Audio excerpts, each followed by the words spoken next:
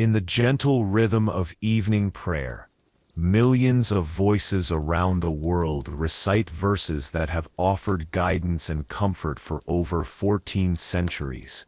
Tonight we embark on a journey through 3 connected chapters of the Qur'an, where divine wisdom meets human experience in the most practical and profound ways. These ancient words speak to timeless questions. How do we build just communities? Take a moment to slow down, breathe, and join this peaceful study of Allah's words. If you find comfort here, please like, subscribe, and share so more hearts can pause and reflect with us. Nurture healthy relationships, and find our place in the vast tapestry of existence.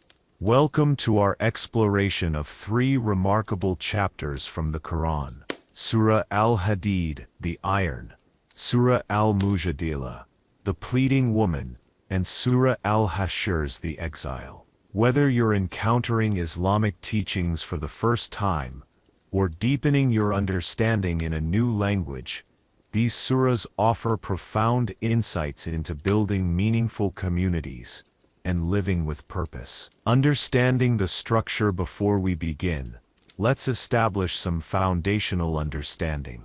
The Quran consists of 114 chapters called surahs, each containing verses called ayahs. Think of a surah as a complete essay or speech addressing specific themes, while each ayah is like a carefully crafted sentence contributing to the overall message. The word Quran itself means recitation, emphasizing that these texts were meant to be heard, felt, and lived, not merely read. Each surah has an Arabic name that captures its central theme or refers to a significant element within it. Al-Hadid means the iron, highlighting both the strength that comes from faith and the balance between spiritual and material life. Al-Mujadilah, the Pleading Woman, centers on justice and proper relationships, taking its name from a woman who sought the Prophet's help in a marital dispute.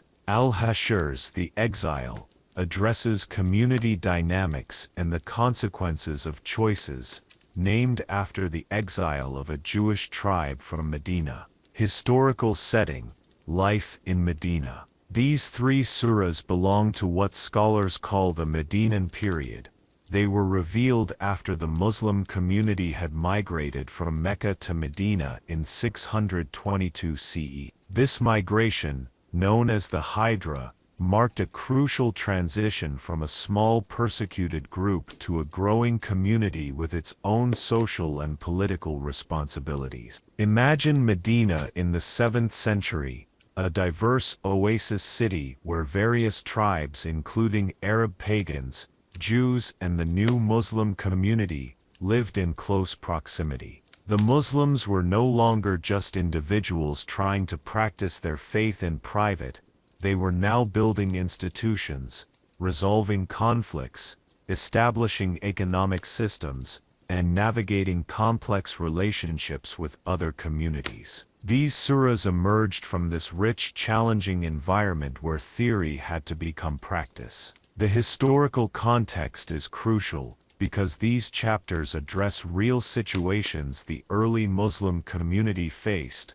How should wealth be distributed fairly? What happens when marriages become troubled? How do communities maintain unity while dealing with internal and external challenges? The guidance offered wasn't abstract philosophy, but practical wisdom for people trying to live their values in a complex world. Why study these surahs together? While each surah can stand alone, studying them together reveals interconnected themes that create a comprehensive guide for community life. They form what we might call a social trilogy, addressing individual character, family relationships, and community dynamics. Al-Hadid establishes the foundation, understanding our relationship with the divine and the temporary nature of worldly life. It asks us to consider what truly matters and how we should invest our time, energy, and resources. The surah emphasizes that everything in creation glorifies God, suggesting that recognizing the sacred in everyday life is the starting point for ethical living. Al-Mujadilah builds on this foundation by focusing on interpersonal relationships and communication ethics. It shows how divine principles translate into treating others with dignity, resolving conflicts fairly, and building trust within communities. The surah's opening story of a woman seeking justice demonstrates that everyone's voice matters, and that proper channels exist for addressing grievances. Al-Hashr completes the picture by examining how communities rise and fall based on their collective choices. It provides both warnings and hope, showing how unity and mutual support create strength, while division and betrayal lead to downfall. The surah concludes with beautiful descriptions of divine attributes, reminding us that human communities should reflect divine qualities of justice, mercy, and wisdom, universal themes for modern readers. What makes these surahs particularly relevant today is their focus on universal human concerns that transcend time and culture. They address questions every society faces. How do we balance individual rights with community needs? What role should faith play in public life? How do we create economic systems that serve everyone, not just the wealthy? How do we maintain integrity when faced with external pressures? For non-Muslim readers, these chapters offer insights into Islamic values and the historical development of Muslim civilization. They demonstrate how religious teachings shaped social policies, legal systems, and cultural norms. Understanding these foundations helps explain many aspects of Muslim societies today and provides a basis for meaningful interfaith dialogue. For Muslims studying in non-native languages, these surahs provide an opportunity to explore familiar concepts through new linguistic and cultural lenses. Translating Islamic concepts into different languages often reveals nuances and connections that might not be apparent in one's native tongue, deepening spiritual understanding and cultural fluency. As we begin this journey together, it's important to approach these texts with what Islamic tradition calls husn al-zan, thinking well of others, and assuming good intentions. Whether you're here to learn about a faith tradition different from your own, to deepen your existing understanding, or to improve your language skills, we're united in seeking wisdom and truth. These surahs invite us to look beyond surface differences and recognize our shared humanity. They remind us that building just, compassionate communities requires constant effort, honest self-reflection, and willingness to learn from both successes and failures. As we explore these ancient texts together, we're not just studying history, we're engaging with living wisdom that continues to shape hearts and minds around the world. In our next session, we'll begin with the opening verses of Al-Hadid, where we encounter some of the most beautiful descriptions of divine nature and the foundations of Islamic spirituality. Divine attributes and God's nature. Al-Hadid 1-6. We begin our journey with verses that have echoed through mosque halls and quiet hearts for centuries, opening Surah Al-Hadid with a declaration that sets the tone for everything that follows. Whatsoever is in the heavens and the earth glorifies Allah, and He is the Almighty, All-Wise. This opening isn't merely poetic language. It's an invitation to see the world differently. Imagine standing in a forest where every leaf, every bird's song, every ray of sunlight filtering through branches is part of a cosmic chorus of praise. The Qur'an suggests that this glorification isn't metaphorical but literal, that creation itself is engaged in constant recognition of the divine. For the early Muslim community in Medina, surrounded by the stark beauty of the Arabian landscape, this verse would have resonated deeply with their daily experience of finding the sacred in the natural world. Understanding divine sovereignty. The second verse introduces us to one of Islam's core concepts, divine sovereignty. His is the kingdom of the heavens and the earth. It is He who gives life and causes death, and He is able to do all things. This isn't about a distant ruler on a throne, but about recognizing that every breath we take, every heartbeat, every moment of consciousness is a gift.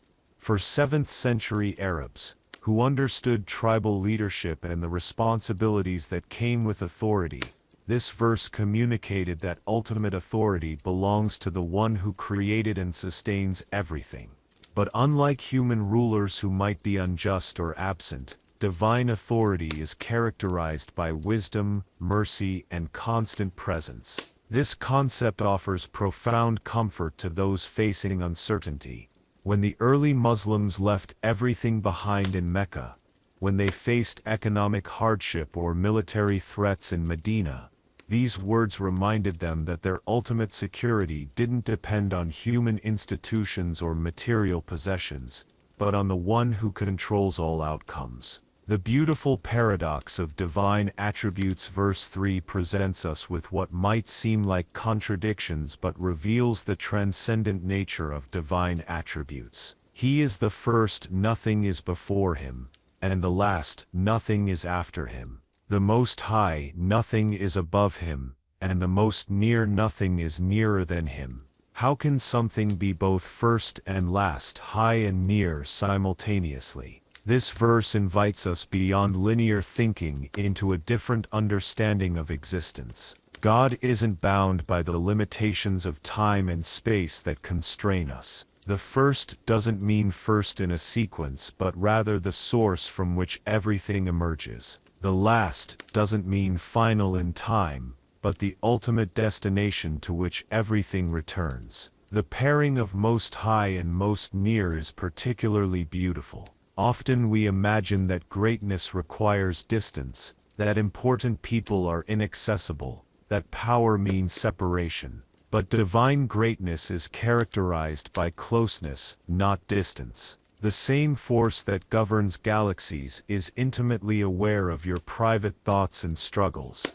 Divine knowledge and presence. The fourth verse expands on this theme of intimate divine knowledge. He knows what goes into the earth, and what comes forth from it, what descends from the heaven and what ascends thereto. And He is with you wheresoever you may be. This comprehensive awareness isn't surveillance in the oppressive sense, but rather the loving attention of one who cares about every detail of our lives. Think of a parent watching a child take their first steps. Every movement matters, every small achievement is celebrated. Every stumble is noticed with concern. Divine knowledge encompasses both the grand patterns of history and the small private moments that no one else sees. For the Muslim community in Medina, often feeling isolated and uncertain about their future, the assurance, "And He is with you wheresoever you may be," provided enormous comfort.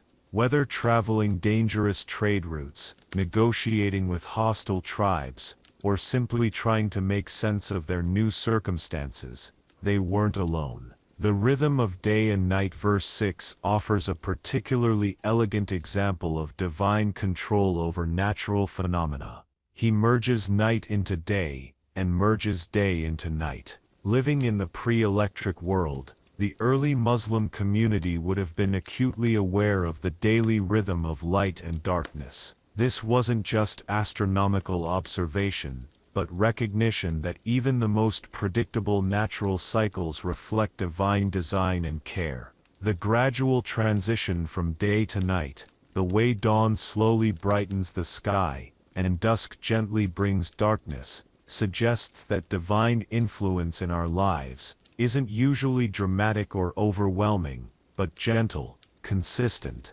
and perfectly timed. Just as we depend on the reliable cycle of day and night, we can depend on divine wisdom to guide the cycles of our own lives. Times of activity and rest, challenge and ease, learning and application, practical implications for daily life. These opening verses aren't merely theological statements but foundations for a particular way of living. When we truly internalize that everything glorifies the divine, our daily activities become opportunities for recognition and gratitude. Preparing a meal, caring for children, working at our jobs, even resting, all become acts of participation in the cosmic chorus of praise. Understanding divine sovereignty doesn't make us passive, but rather confident that our sincere efforts matter, even when outcomes are beyond our control. Knowing that divine knowledge encompasses everything we experience helps us approach both success and failure with humility, recognizing that our perspective is always limited while divine wisdom sees the complete picture. As we continue our journey through these surahs, we'll see how this foundation of understanding divine nature shapes everything else, from how we handle wealth and relationships to how we build communities and face challenges. The balance of this world and the hereafter. Al-Hadid 7:15-2021. Having established our understanding of divine nature, we now encounter one of the Qur'an's most compelling invitations: believe in Allah and His Messenger and spend of that whereof He has made you trustees. This verse introduces us to a revolutionary concept. We don't own our wealth. We're trustees managing resources that ultimately belong to the divine. The trustee mentality, the Arabic word used here, mustaqlifin, literally means those made successors or trustees. Imagine being given the keys to someone else's house while they're away. You have access to everything, but you understand that your role is to care for what belongs to another. This transforms how the early Muslim community, many of whom were merchants and traders, understood their relationship with material possessions. For 7th century Medina, where tribal wealth often determined survival and status, this teaching was radical. It suggested that the poor weren't simply unfortunate, and the wealthy weren't necessarily blessed. Instead, both wealth and poverty were tests, with different responsibilities and opportunities for spiritual growth. Those with resources were trustees, accountable for how they managed what was temporarily in their care. This concept offers profound liberation from the anxiety that often accompanies wealth. When we truly understand that we're stewards rather than owners, we're freed from the impossible burden of permanent security. We can be generous without feeling diminished, and we can lose material things without feeling destroyed, because our identity isn't tied to accumulation. The great deception of world life. Perhaps nowhere is the Quran's perspective on materialism more vividly expressed than in verse 20. Know that the life of this world is only play and amusement, pomp and mutual boasting among you, and rivalry in respect of wealth and children, as the likeness of vegetation after rain. Picture a desert after rainfall. Suddenly, the barren landscape explodes with green growth and colorful flowers. It's breathtakingly beautiful, and for a few weeks the desert seems like paradise. But then the sun intensifies, the temporary water sources dry up, and the vibrant vegetation withers to yellow stalks before crumbling to dust. This isn't a condemnation of enjoying life's pleasures, but rather a reality check about their temporary nature. The play and amusement aren't inherently wrong. Children's play is delightful and necessary. The problem arises when we mistake temporary pleasures for permanent solutions. When we build our entire identity around things that are by their very nature fleeting. The phrase mutual boasting captures something particularly relevant to our social media age. The early Muslim community in Medina included people from various economic backgrounds, and the natural human tendency to compete and compare was just as present then as now. The verse suggests that when our primary energy goes into outdoing others in displays of wealth or status, we're participating in a kind of collective delusion, racing toward what endures in beautiful contrast to this temporary competition. Verse 21 offers a different kind of race one with another in hastening towards forgiveness from your Lord and towards paradise, the width whereof is as the width of heaven and earth. The imagery is powerful. Instead of competing for limited material resources that diminish when shared, we're invited to compete for unlimited spiritual goods that expand when shared. When you help someone find peace, you don't have less peace. When you practice forgiveness, you don't have less capacity to forgive. When you contribute to justice, you don't diminish your own access to justice. The width as heaven and earth suggests something beyond our normal understanding of space and reward. Paradise isn't just a place we might go after death, but a quality of existence characterized by harmony, growth, and unlimited positive potential. Racing toward this doesn't mean neglecting worldly responsibilities, but rather approaching them with a different perspective and priority system. The economics of the hereafter verses 11 and 18 introduce what we might call divine economics. Who is he that will lend to Allah a goodly loan? Then Allah will increase it manifold to his credit, and he will have a good reward. This beautiful metaphor transforms charity from obligation into investment opportunity. In human economics, lending involves risk. You might not get your money back, or it might lose value over time. But divine economics operates on completely different principles. The loan to the divine is guaranteed to return multiplied, but not necessarily in the form we expect or on the timeline we prefer. For the early Muslim community, many of whom had lost businesses and property when they migrated to Medina, this teaching provided both comfort and motivation. Their sacrifices weren't losses but investments in a different kind of economy, one where generosity creates abundance rather than scarcity. Practical applications for modern life. These teachings offer a framework for navigating contemporary challenges around money, career, and lifestyle choices. When facing decisions about spending, saving, or giving, we can ask, am I acting as a trustee or as an owner? Am I building something that will endure or chasing after beautiful vegetation that will soon wither? This doesn't mean avoiding material success or living in artificial poverty. Many of the Prophet's companions were successful merchants who used their skills and resources to benefit their communities. The difference lies in perspective and priority, holding worldly success lightly while investing heavily in relationships, character development, and contributions to justice and mercy. The balance these verses suggest isn't about choosing between this world and the next, but about understanding how they relate to each other, recognizing that our temporary stewardship of worldly resources is preparation for eternal realities that begin here and now. Community building and social justice. Al-Hadid 16-19-25. As we move deeper into Al-Hadid, we encounter verses that transform individual spiritual understanding into collective action.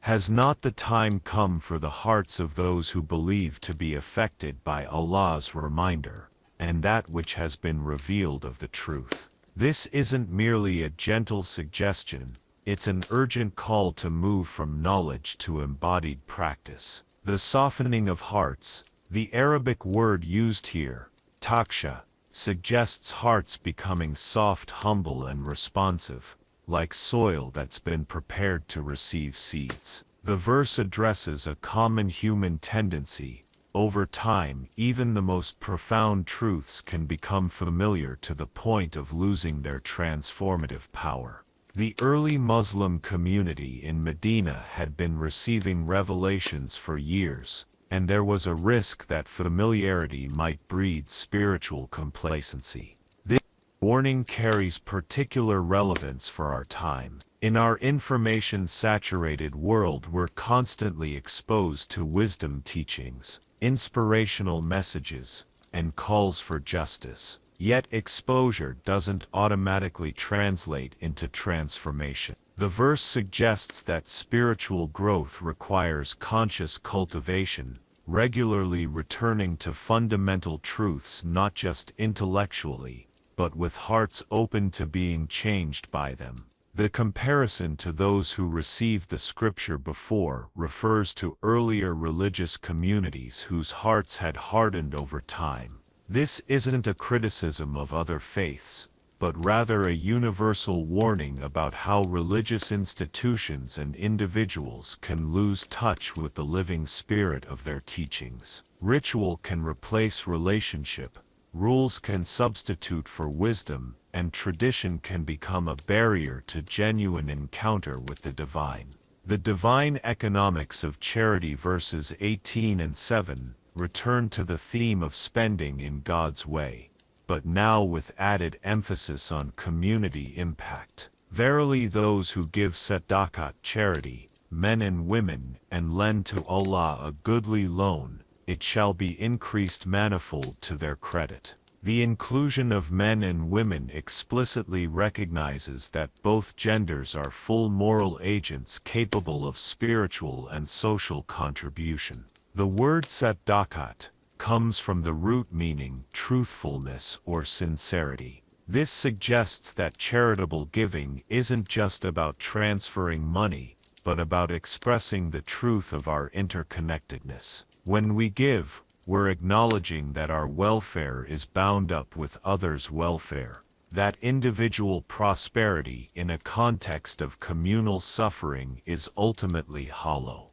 For the Medinan community, this teaching had immediate practical implications. Refugees from Mecca needed housing, food, and economic opportunities. Local tribes had varying degrees of wealth and resources. The success of this new multi-tribal, multi-religious society depended on developing economic systems based on solidarity rather than exploitation. Justice as divine mandate. Perhaps the most striking verse in this section is 25. Indeed, we have sent our messengers with clear proofs, and revealed with them the scripture and the balance, that mankind may keep up justice. And we brought forth iron wherein is mighty power as well as many benefits for mankind. The balance meson refers to the principles and tools needed to establish justice, legal frameworks, ethical guidelines, and social institutions that ensure fairness. But notice the progression: spiritual guidance, scripture and justice principles balance are followed by iron, representing both the tools of production and the means of defense. This verse presents a sophisticated understanding of social change. Spiritual transformation alone isn't sufficient if unjust systems remain in place.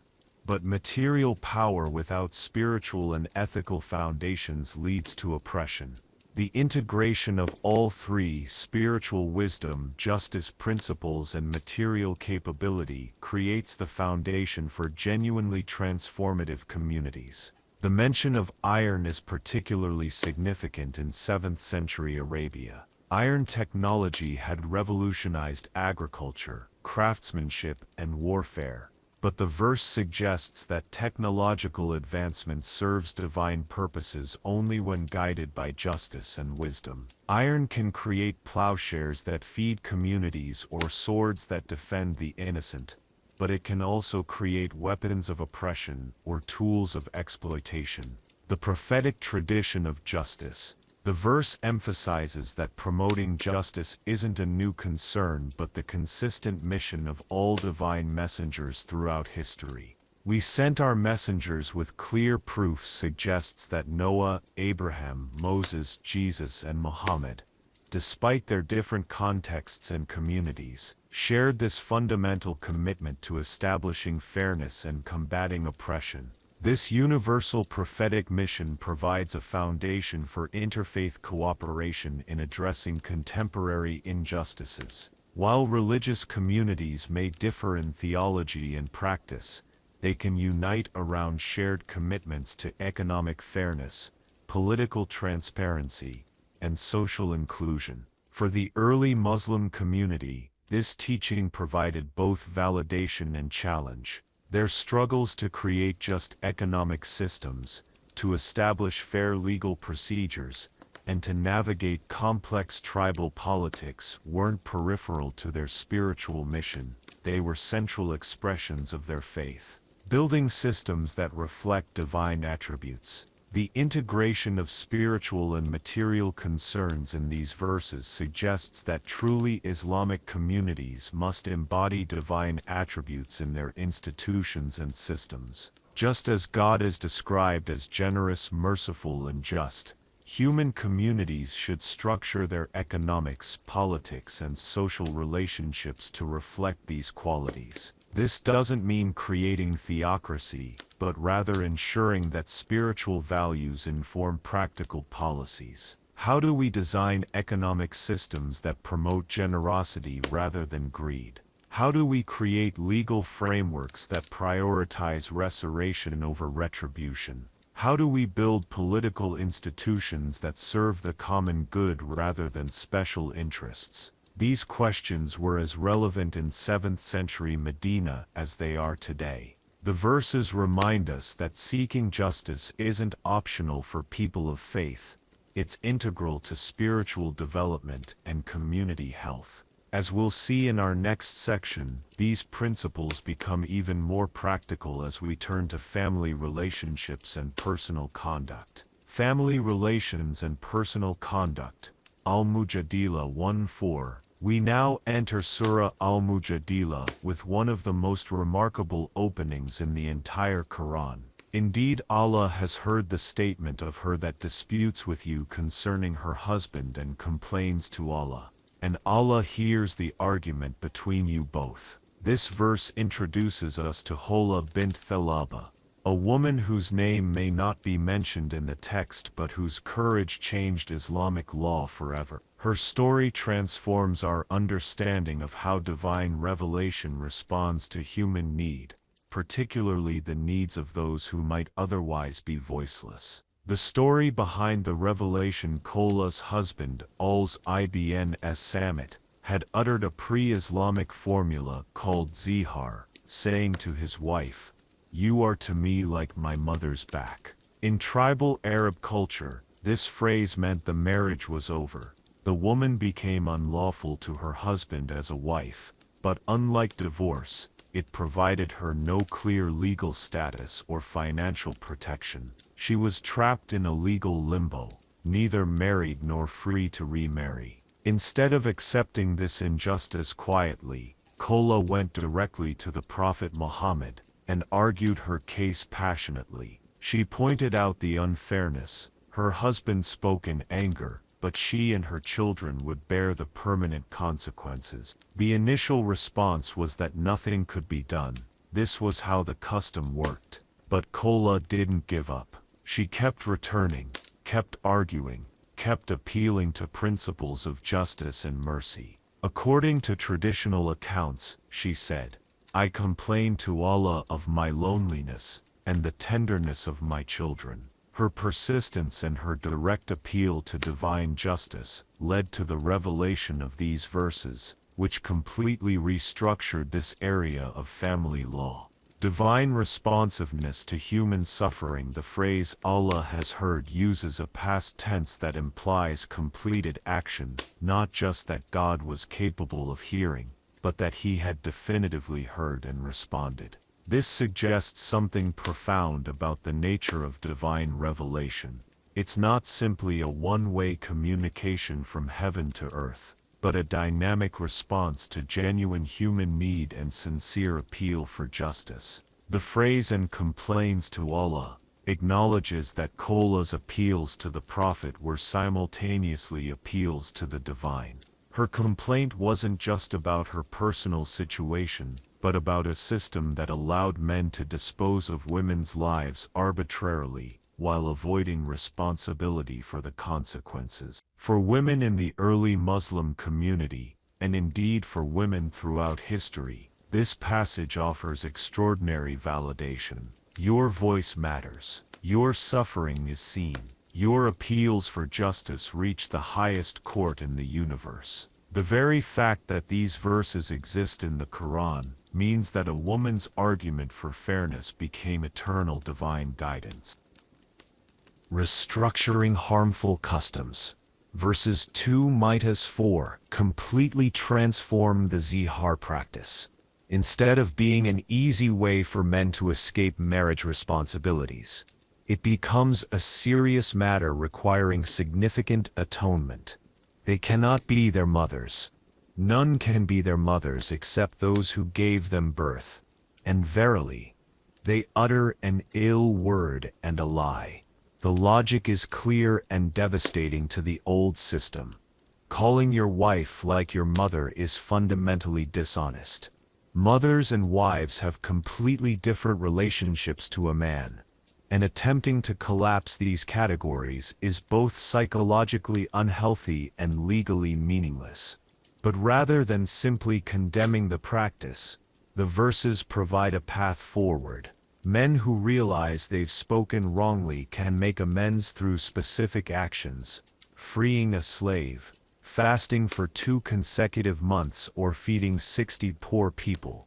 These aren't arbitrary punishments but meaningful acts that reconnect the person with values of justice, self-discipline, and community care.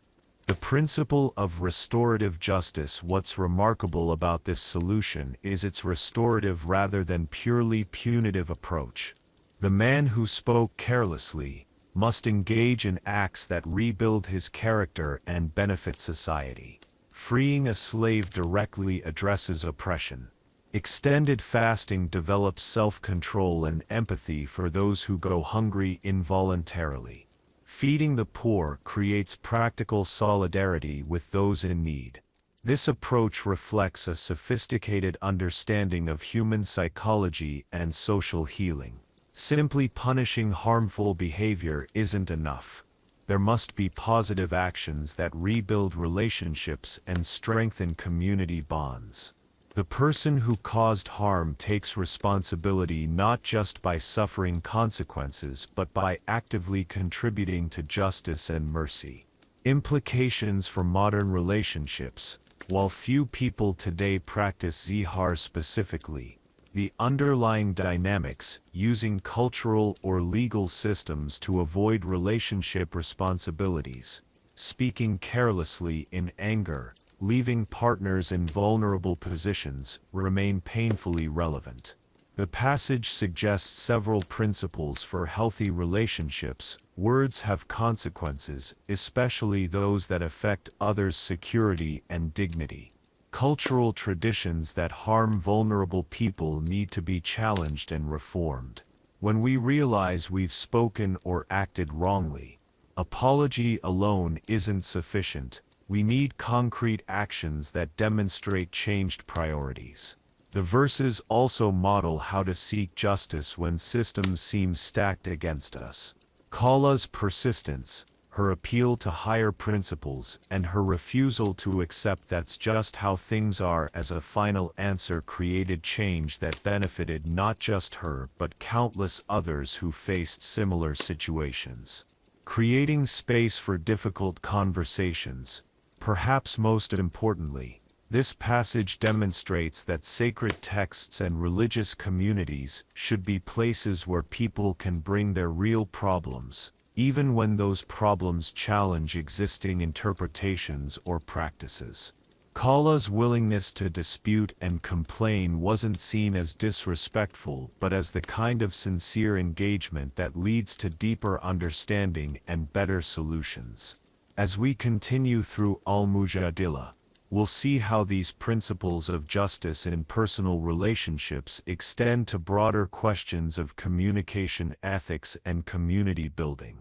Ethics of Communication Al-Mujadilah 7. First, from the personal justice of Allah's story, we move to one of the Quran's most profound teachings about communication and privacy. Have you not seen that Allah knows whatsoever is in the heavens and whatsoever is on the earth? There is no secret council of 3, but He is their 4th, nor of 5, but He is their 6th, not of less than that or more, but He is with them wheresoever they may be. Divine presence in human conversations. This verse presents a stunning vision of divine awareness that extends to the most intimate human interactions. Picture 3 friends huddled in quiet conversation, or 5 colleagues discussing sensitive matters behind closed doors. The verse suggests that divine consciousness is present not as an eavesdropping spy but as a loving witness to all human communication. For the early Muslim community in Medina, where political tensions ran high and various groups often plotted against each other, this teaching served multiple purposes. It reminded believers that their private conversations should align with their public values. It warned potential conspirators that no secret plotting would remain hidden from ultimate justice. And it offered comfort to those who felt isolated or misunderstood, even when no human witness was present. Their struggles and sincere intentions were known. This divine presence isn't about surveillance in the oppressive sense, but about accountability in the loving sense. When we truly internalize that our words matter beyond their immediate impact, that they're witnessed by the one who understands their full context and consequences, we naturally become more thoughtful about what we say and how we say it. The corruption of secret councils verses 8-10 address a specific problem in Medina. Groups meeting in secret to plan harmful actions against the Muslim community. Have you not seen those who were forbidden to hold secret councils and afterwards returned to that which they had been forbidden, and conspired together for sin and wrongdoing and disobedience to the messenger? The issue wasn't private conversation itself, but the content and purpose of these secret meetings. The phrase sin and wrongdoing and disobedience suggests 3 levels of harmful communication: personal moral failings, actions that harm others, and deliberate undermining of community leadership and cohesion. The verses reveal something important about how harmful speech operates. It often begins with small groups of like-minded people reinforcing each other's grievances and gradually escalating toward more extreme positions. What starts as legitimate criticism can evolve into destructive conspiracy when it occurs in isolated echo chambers without broader community input or accountability. The reference to these groups greeting the Prophet with a greeting wherewith Allah greets you not, suggests a kind of spiritual duplicity, outward expressions of respect masking inner hostility. This false courtesy combined with secret mockery 7 Why should Allah punish us not for what we say? Represents a particularly toxic form of communication that corrodes community trust. Guidelines for constructive private discussion. In beautiful contrast, verse 9 provides positive guidance. O you who believe! When you hold secret counsel, do it not for sin and wrongdoing, and disobedience towards the messenger, but do it for righteousness and piety, and fear Allah unto whom you shall be gathered. This doesn't prohibit private conversations but redirects their purpose. The Arabic terms bir righteousness and taqwa piety/God consciousness suggest discussions aimed at moral improvement, problem solving, and community benefit. Private conversations become opportunities for mutual encouragement, careful planning of good works, and sensitive handling of situations that require discretion. Think of the difference between a group meeting secretly to undermine someone and a group meeting privately to plan a surprise celebration for that same person. The secrecy serves completely different purposes, one destructive, one constructive. The verses suggest that the content and intention of our private discussions matter as much as our public statements. The spiritual dimension of conspiracy, verse 10, offers a profound insight into the psychology of harmful group dynamics. Secret counsels are only from Satan, in order that he may cause grief to the believers. But he cannot harm them in the least, except as Allah permits. This isn't superstition but sophisticated psychology. When groups isolate themselves and feed each other's resentments, they become vulnerable to what we might call demonic influences, forces that amplify the worst in human nature while diminishing compassion, wisdom, and fairness. The grief caused isn't just emotional distress but the broader damage to community trust and cohesion. However, the verse also provides reassurance.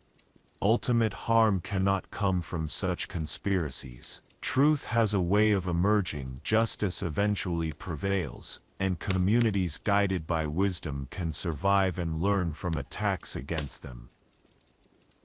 Etiquette in gatherings, verses 11-13 shift to positive guidelines for public communication. When you are told to make room in the assemblies, make room. Allah will give you room from His mercy. And when you are told to rise up, rise up. Allah will exalt in degree those of you who believe and those who have been granted knowledge. These seemingly simple instructions about physical behavior in meetings actually encode deeper principles about how knowledge and status should function in communities. Making room for others reflects the abundance mentality we discussed earlier. When we create space for others to participate, we don't diminish our own opportunities, but expand the collective wisdom available to everyone.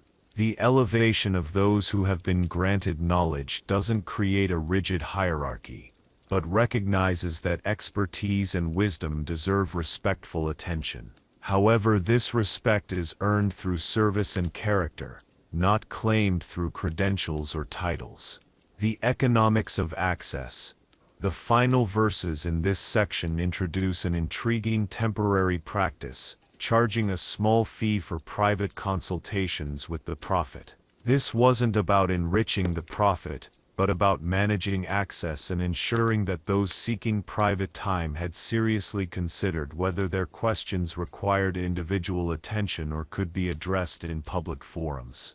This principle remains relevant for how we approach mentors, teachers, and community leaders today. Genuine respect for others' time and energy might sometimes require symbolic gestures that demonstrate we've done our homework and aren't simply seeking easy answers to questions we could resolve through our own effort and reflection. Loyalty and relationships. Al-Mujadilah 14:22. The final section of Al-Mujadilah confronts one of the most challenging aspects of community life: navigating conflicting loyalties and determining who deserves our trust and allegiance. Have you not seen those who take for friends a people upon whom is the wrath of Allah? They are neither of you nor of them, and they swear to a lie while they know. The problem of divided loyalties. These verses address a specific historical situation in Medina where some individuals maintained secret alliances with groups actively working against the Muslim community's interests. But the underlying issue transcends any particular historical moment. How do we balance personal relationships with community commitments? When do private friendships become public betrayals? The phrase "neither of you nor of them" describes a particularly destructive form of duplicity. These individuals weren't honestly committed to either community, but were trying to play both sides, maintaining relationships that would benefit them regardless of which group ultimately prevailed. This isn't about having friends from different backgrounds. It's about fundamental dishonesty in relationships where people's safety and welfare are at stake. The swearing to a lie while they know suggests a deeper moral corruption than simple political calculation. These individuals were making public oaths and declarations they knew to be false, undermining the very foundation of trust that makes community life possible. The spiritual consequences of false alliances, verse 19, provides profound insight into how such duplicity affects the soul. Satan has overtaken them, so he has made them forget the remembrance of Allah. They are the party of Satan. The forgetting described here isn't mere absent-mindedness but a gradual erosion of moral clarity that comes from repeatedly choosing expedience over integrity. When we consistently prioritize personal advantage over truthfulness, we begin to lose touch with our deeper values and spiritual moorings. The remembrance of Allah represents not just ritual practice but conscious awareness of ultimate accountability and meaning. Those who become consumed with managing multiple deceptions find it increasingly difficult to maintain this spiritual awareness. The imagery of being overtaken suggests a gradual process rather than sudden corruption. Small compromises accumulate until moral judgment becomes severely impaired. What begins as pragmatic relationship management evolves into fundamental character transformation. True loyalty is spiritual principle in striking contrast. Verse 22 presents one of the Quran's most demanding teachings about authentic commitment. You will not find any people who believe in Allah and the Last Day making friendship with those who oppose Allah and His Messenger, even though they were their fathers, or their sons, or their brothers, or their kindred. This verse has often been misunderstood as promoting family breakdown or social isolation. But read carefully in context, it's addressing situations where family members or close friends are actively working to destroy the community and values that define one's deepest identity and purpose. The key phrase is oppose Allah and His Messenger. This isn't about theological disagreement or cultural differences but about active hostility toward the fundamental principles of justice, mercy, and truth that these individuals hold sacred. The verse suggests that there are times when loyalty to principles must take precedence over loyalty to persons, no matter how close those personal relationships might be. The divine response to authentic commitment for those who make such difficult choices. The verse offers profound spiritual compensation. For such He has written faith in their hearts, and strengthened them with spirit from Himself. And we will admit them to gardens under which rivers flow, to dwell therein forever. Allah is pleased with them, and they with Him. The phrase written faith in their hearts suggests that choosing principle over convenience doesn't diminish our capacity for love but actually deepens our spiritual maturity. When we demonstrate willingness to sacrifice even cherished relationships for the sake of truth and justice, we develop a kind of inner strength and clarity that becomes a permanent part of our character. The Spirit from Himself represents divine assistance that comes to those who make costly moral choices. This isn't magical intervention but the natural result of aligning our lives with ultimate reality rather than temporary expedience. When we stop trying to manage multiple conflicting loyalties, we experience a kind of spiritual freedom and power that wasn't available before. Practical wisdom for complex relationships. These teachings don't require us to become judgmental or isolated, but they do demand honesty about the real consequences of our relationship choices. Every friendship, every alliance, every professional partnership either reinforces our values or undermines them.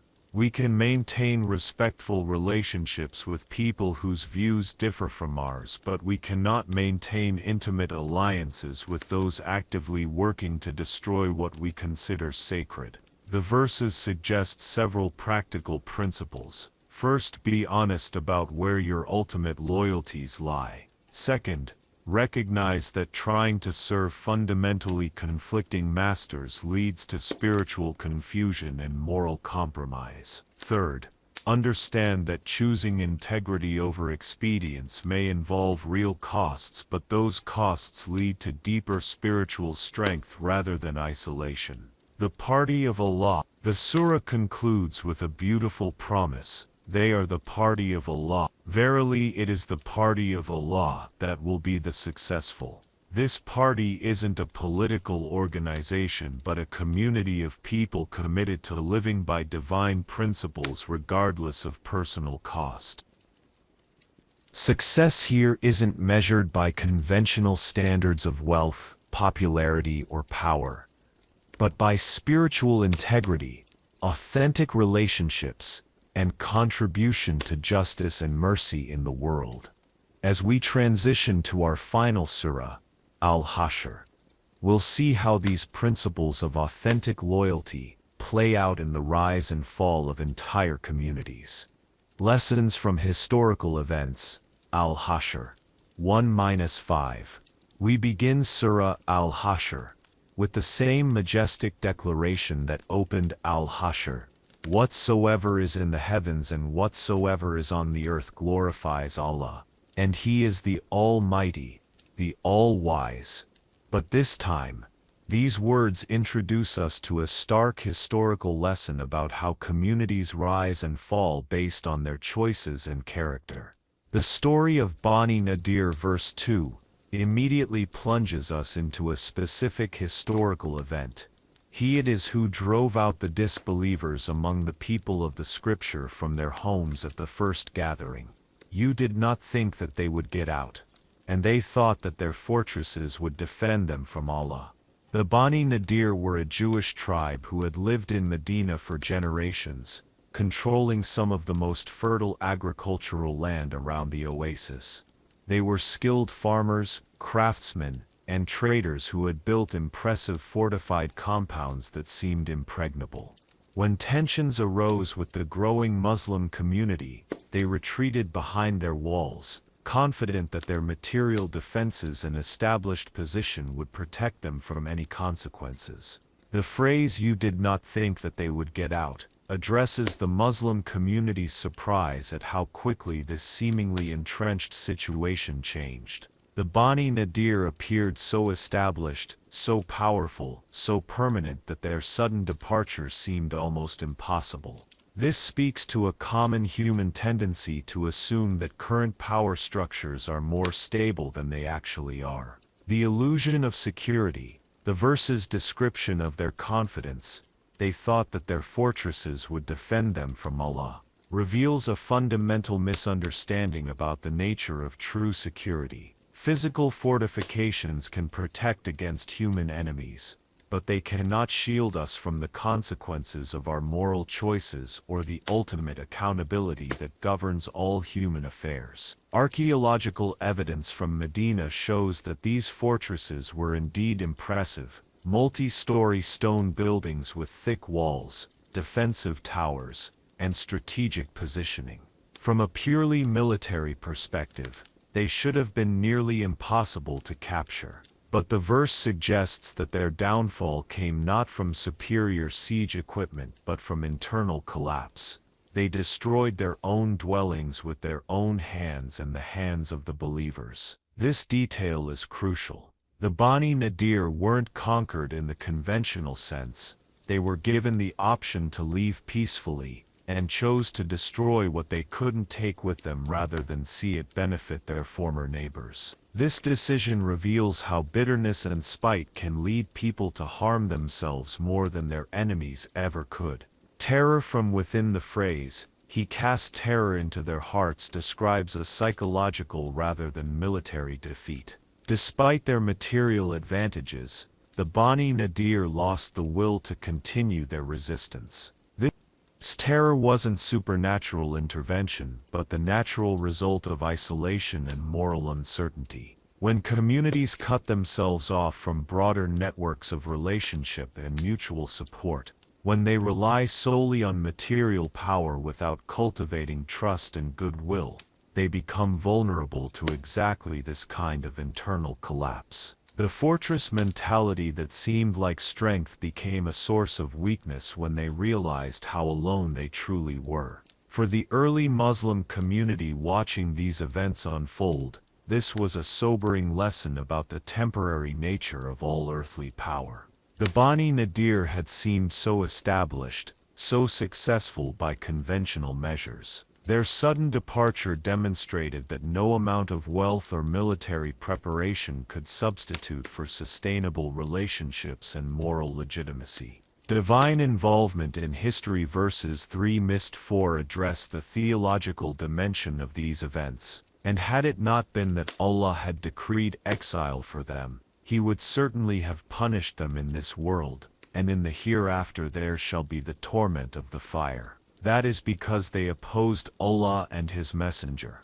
This doesn't suggest arbitrary divine intervention, but rather the working out of moral laws that govern all human communities. The opposition mentioned wasn't simply theological disagreement but active attempts to undermine the nascent Muslim community through broken treaties, assassination plots and alliance with hostile forces. The reference to exile as a mercy compared to other possible consequences reflects the Quran's recognition that communities sometimes need dramatic disruption to avoid even worse outcomes. The Bani Nadir were given the opportunity to relocate and rebuild elsewhere rather than face the total destruction that often accompanies prolonged conflict. Lessons about economic warfare. Verse 5 addresses a specific controversy about warfare ethics. What you cut down of the palm trees or you left them standing on their stems, it was by leave of Allah, and in order that He might disgrace the rebellious. Date palms were enormously valuable in Arabian society. They took years to mature and provided food, building materials, and economic security for generations. Cutting them down was economically devastating, but psychologically effective, demonstrating that the siege was serious and that normal agricultural life could not continue.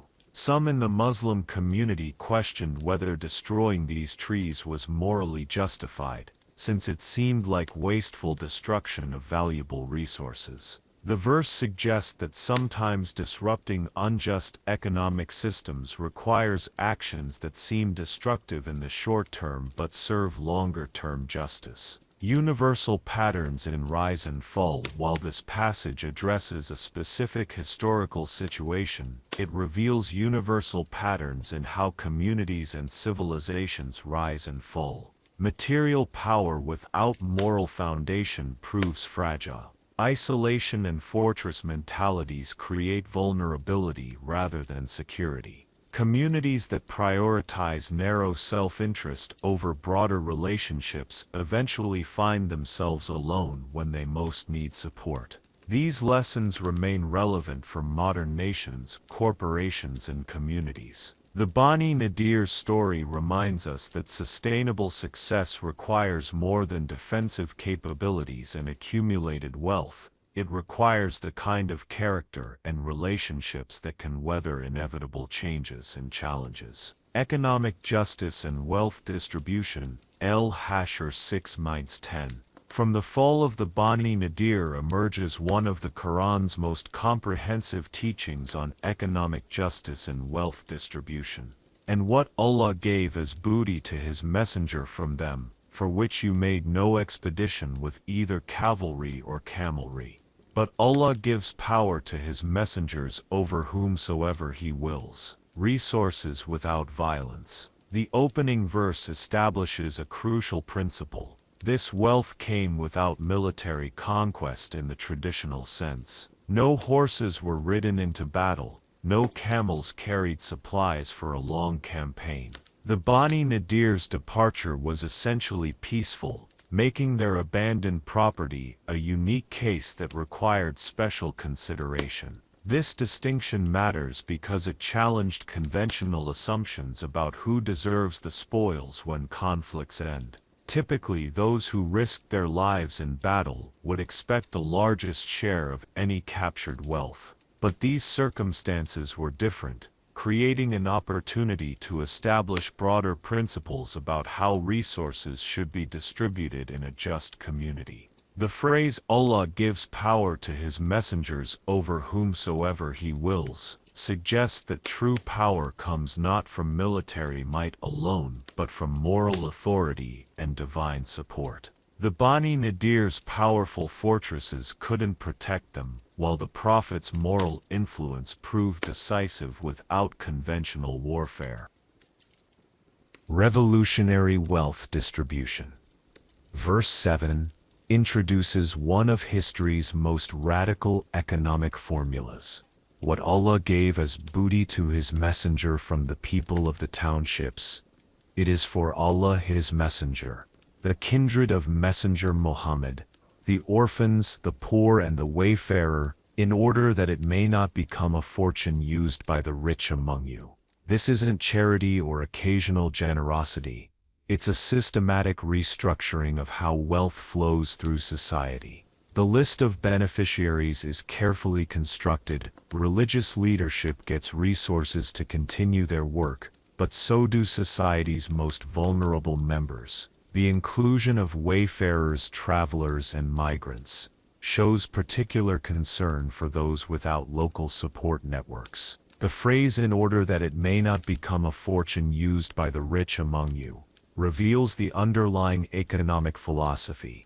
The problem isn't wealth itself, but wealth concentration. When resources circulate primarily among those who already have abundance, economic inequality becomes entrenched and social mobility becomes impossible. For 7th century Arabia, where tribal wealth determined survival and status, this represented a revolutionary challenge to existing economic structures. It suggested that a community's health should be measured not by its total wealth but by how that wealth serves all members, especially those most at risk. The economics of migration, verse 8, specifically addresses the situation of religious refugees.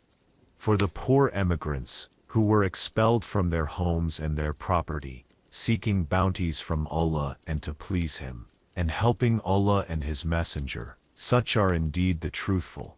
The Meccan emigrants had left behind businesses, property, and economic networks when they migrated to Medina for religious freedom.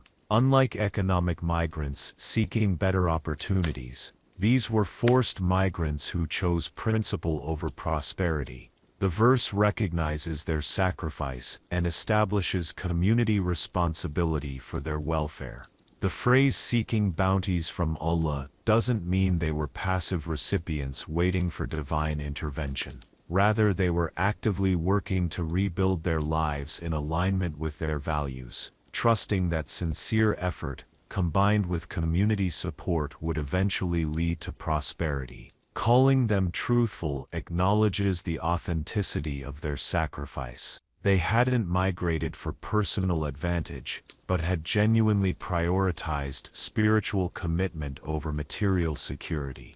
This authenticity created moral claims on community resources that went beyond simple charity. The Ansar's extraordinary generosity, verse 9, celebrates one of history's most remarkable examples of community solidarity, and those who before them had homes in Al-Madinah, and had adopted the faith, love those who emigrate to them, and have no jealousy in their breasts for that which they have been given, and give them preference over themselves, even though they were in need of that. The Ansar helpers were the local Medinan tribes who had invited the Muslim community to their city. They weren't wealthy by external standards. Medina was a modest agricultural settlement, not a major commercial center like Mecca. Yet they shared what they had with extraordinary generosity. The phrase "give them preference over themselves," even though they were in need, describes something that goes beyond normal charity. This wasn't the wealthy helping the poor from their surplus, but people with limited resources choosing to prioritize newcomers' needs over their own immediate comfort. The absence of jealousy in their breasts is particularly remarkable. When resources are limited, The arrival of additional people typically creates competition and resentment. Instead, the Ansar demonstrated what we might call abundance mentality, the belief that generous sharing actually creates more prosperity for everyone. Overcoming the disease of greed. The verse concludes with a profound psychological insight. And whosoever is saved from his own covetousness, such are they who will be the successful. The Arabic word shuf refers to an intense miserly greed that goes beyond normal self-interest to become a kind of spiritual disease. This covetousness isn't just about money, but about any form of possessive attachment that prevents generous sharing. It can manifest as hoarding resources, opportunities, information, or even emotional support. The verse suggests that spiritual and community success depends on liberating ourselves from this constricting selfishness. Intergenerational solidarity. Verse 10 extends this economic vision across time. And those who came after them say, Our Lord, forgive us and our brethren who have preceded us in faith, and put not in our hearts any hatred against those who have believed. This prayer acknowledges that every generation builds on the sacrifices of previous generations and has responsibilities to future ones. The economic principles established in Medina weren't temporary emergency measures, but foundations for ongoing community development that would benefit people not yet born. The prayer against hatred recognizes that economic inequality can poison relationships across generational lines if not carefully managed through just distribution and genuine solidarity. Unity versus division. Al-Hashr 11th. The middle section of Al-Hashr shifts from celebrating community solidarity to exposing the dynamics of false alliances and broken promises. Have you not observed the hypocrites who say to their friends among the people of the Scripture who disbelieve, If you are expelled, we indeed will go out with you, and we shall never obey anyone against you, and if you are attacked, we shall indeed help you. But Allah is witness, that they verily are liars. The anatomy of false promises. These verses dissect a specific pattern of deception that occurred during the Bani Nadir crisis. Certain individuals had privately assured the Jewish tribe of their support, making elaborate promises of solidarity and assistance. Yet when the actual test came, these promises proved worthless. The hypocrites neither joined the Bani Nadir in exile, nor provided meaningful help during their confrontation with the Muslim community. The detailed nature of these false promises is striking. We will go out with you. We shall never obey anyone against you. We shall help you. These weren't vague expressions of sympathy, but specific commitments that created expectations and influenced decision-making. The Bani Nadir may have taken greater risks, or refused reasonable compromises, because they believed they had reliable allies. This pattern of elaborate private assurances, followed by public abandonment, reveals something fundamental about how communities fracture. Division often begins not with open hostility, but with secret commitments that people have no intention of honoring. These false promises create an illusion of support that can lead vulnerable groups to make catastrophic miscalculations. The psychology of fair weather friendship. Verse 12 predicts exactly what will happen when these promises are tested. Surely, if they are expelled, never will they go out with them, and if they are attacked, they will never help them. And if they do help them, they will turn their backs, so they will not be victorious. The progression described here reveals the psychology of people who make commitments they don't intend to keep. First, they avoid the promised support entirely. If pressured into some minimal assistance, they quickly withdraw when the situation becomes difficult. Even if they provide temporary help, their heart isn't in it, making their support ineffective and unreliable. This isn't just about political calculation, but about a fundamental character flaw that makes genuine partnership impossible. People who consistently promise more than they deliver create instability and disappointment that damages not just immediate relationships, but broader community trust. The phrase "they will turn their backs" uses imagery that would have resonated powerfully with Arabian tribal culture, where showing your back to an ally in battle was the ultimate betrayal. Such people might make impressive declarations, but when courage and sacrifice are required, they flee. Fear as revelation of character. Verse 13 offers a penetrating insight into the psychology of these false allies. Verily, you are more awful as a fear in their breasts than Allah.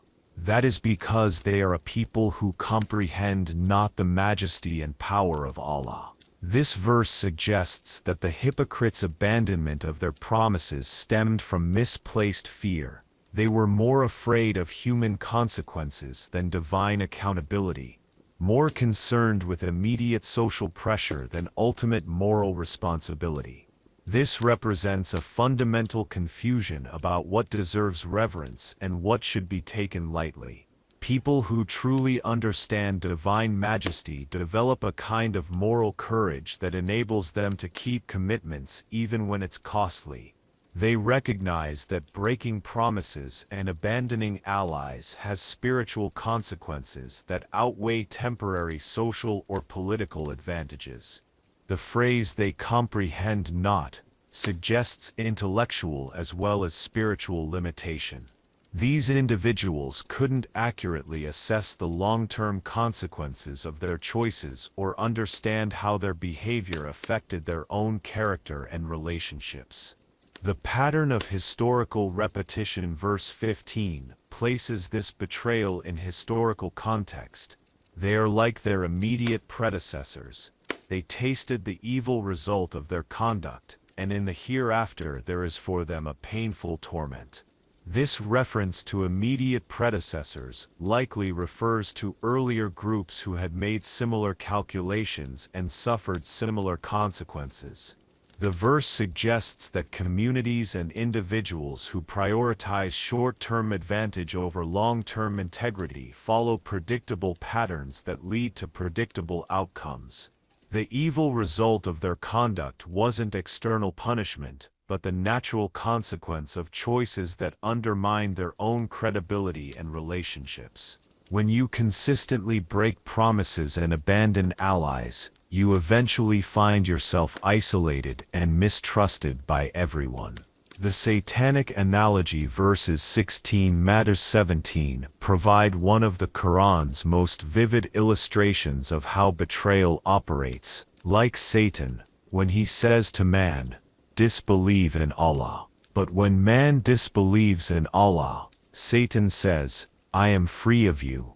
I fear Allah, the Lord of all creation." So the end of both will be that they will be in the fire, abiding therein. This analogy reveals the ultimate logic of temptation and abandonment. Satan encourages rebellion against divine guidance, but when the consequences arrive, he disclaims responsibility and abandons those he encouraged. The tempter becomes the first to distance himself from those who followed his advice. The parallel to the hypocrite's behavior is exact. They encouraged the Bani Nadir to resist, probably suggesting that such resistance was justified and winnable. But when the costs became clear, they abandoned their former allies and claimed innocence. Building authentic unity. These verses serve as warnings about how to identify genuine allies and how to avoid becoming false allies ourselves. Authentic unity requires people willing to share costs as well as benefits, to provide support during difficulties as well as celebrate during successes. The contrast with the Ansar's behavior toward the Meccan emigrants becomes even more striking in this context. While the hypocrites made elaborate promises they didn't keep, the Ansar made simple commitments they exceeded. True solidarity reveals itself through actions, especially when those actions require sacrifice. As we approach the concluding section of Al-Hashr, these lessons about unity and division prepare us to understand how divine attributes provide the foundation for genuine community that can withstand both internal challenges and external pressures. The beautiful names of Allah. Al-Hashr 22-24. Surah Al-Hashr culminates with some of the most sublime verses in the entire Qur'an, presenting divine attributes that serve as both spiritual meditation and practical blueprint for human character. He is Allah, than whom there is none worthy of worship, the all-knower of the unseen and the seen. He is the most beneficent, the most merciful, the foundation of all names. The passage begins with the fundamental declaration, La ilaha illallah. There is no deity worthy of worship except Him. This isn't merely theological statement, but recognition that ultimate reverence, trust and obedience belong only to the source of all existence and goodness. In the context of everything we've learned about community building, economic justice and authentic relationships, this declaration establishes the moral center around which everything else revolves. The pairing of knower of the unseen and the seen encompasses all possible knowledge.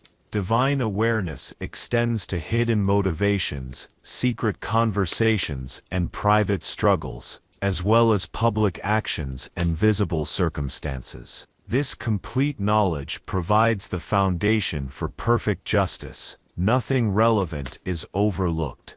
No context is misunderstood. No genuine effort goes unrecognized. For communities trying to establish justice and resolve conflicts, this divine attribute offers both comfort and challenge. Comfort, because ultimate accountability ensures that injustices will not remain permanently hidden or unpunished. Challenge, because our own hidden motivations and secret compromises are equally visible to divine scrutiny. The names of compassion Ar-Rahman and Ar-Rahim, the most beneficent and most merciful, are often translated similarly, but they represent distinct aspects of divine compassion. Rahman suggests the universal, unconditional mercy that provides for all creation regardless of their response or worthiness. The sun shines on everyone, rain falls on righteous and unrighteous alike, and basic life needs are provided for all. Rahim represents the responsive mercy that flows particularly toward those who seek guidance and strive for good.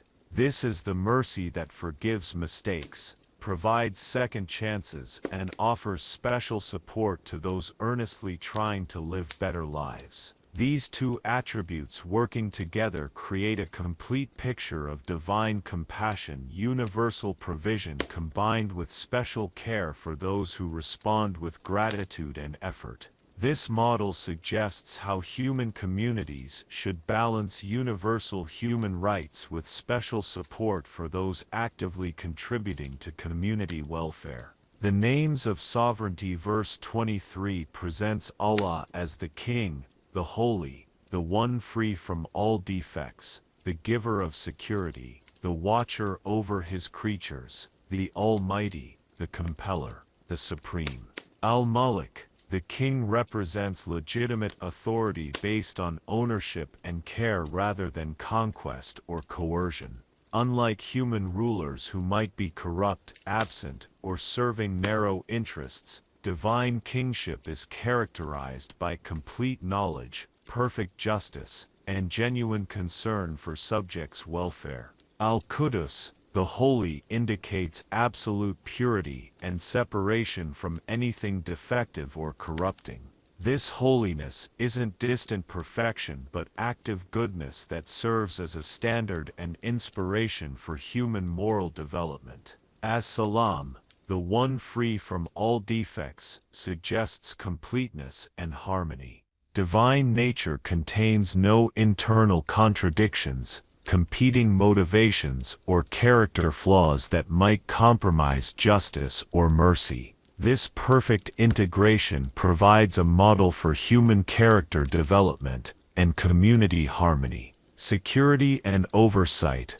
Al-Mu'min, the giver of security, and Al-Mu'min, the watcher, work together to describe divine care that both protects and guides. True security comes not from defensive capabilities alone, but from being watched over by one who has both the knowledge to anticipate threats and the power to provide protection. For the early Muslim community, often feeling vulnerable in a hostile environment, these attributes provided profound reassurance. Their security didn't depend ultimately on military strength, political alliances, or economic resources, but on divine care that could work through any circumstances. The watching described by Mu'min isn't surveillance but caring attention, like a skilled guardian who notices everything relevant to their charge's welfare and responds appropriately to both opportunities and dangers.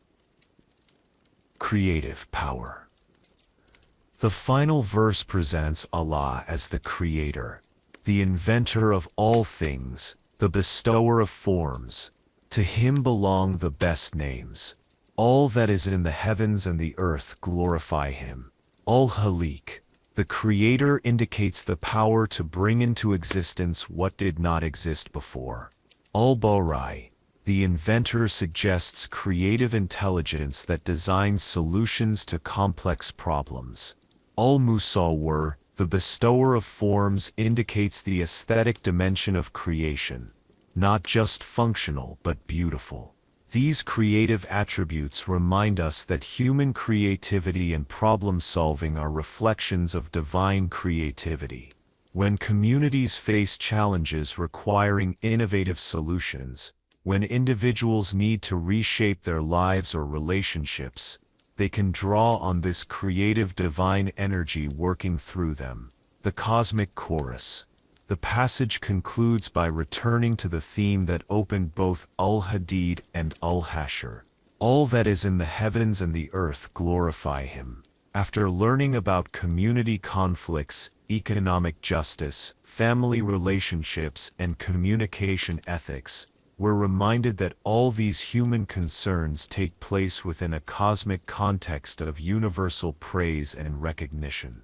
This glorification isn't burden but joy, the natural response of creation to recognizing its source and purpose. When human communities align themselves with divine attributes of justice, mercy, creativity, and care, they participate in this cosmic harmony rather than working against it. Living the names, these divine attributes aren't meant for abstract contemplation but for practical embodiment. Communities that reflect divine mercy in their economic systems, divine justice in their legal frameworks, divine creativity in problem-solving, and divine care in protecting the vulnerable, become earthly manifestations of heavenly realities. As we conclude our journey through these three surahs, we'll see how all the themes we've explored integrate into a comprehensive vision for human flourishing that begins with individual character and extends to global community. Integration and practical application. As our journey through these three interconnected surahs draws to a close, we find ourselves not at an ending but at a beginning,